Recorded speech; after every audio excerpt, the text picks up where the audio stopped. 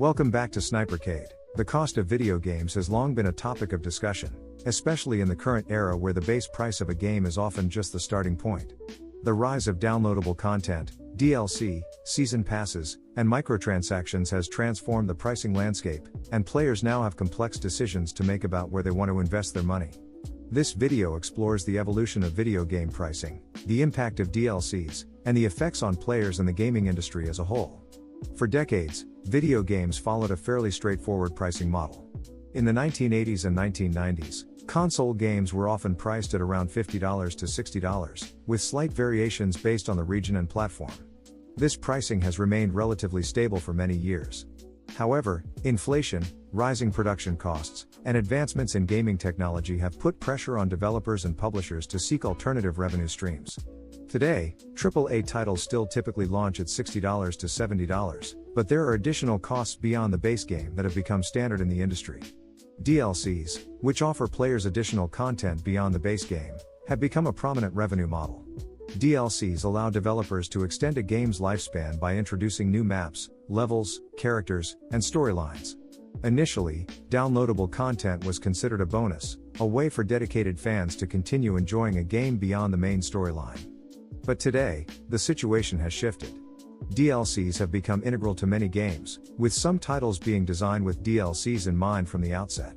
A related model is the Season Pass, which offers players access to a series of DLCs for a single price. This model encourages players to make a larger initial investment in the game, as season passes are generally cheaper than purchasing each DLC individually.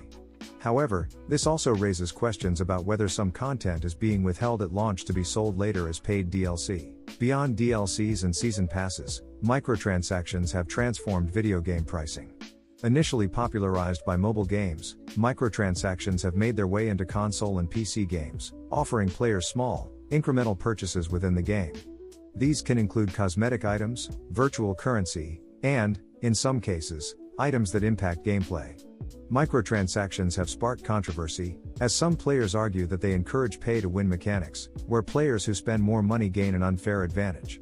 Game publishers defend these practices by arguing that they provide options for players to enhance their gaming experience without imposing additional costs on those who prefer not to spend extra.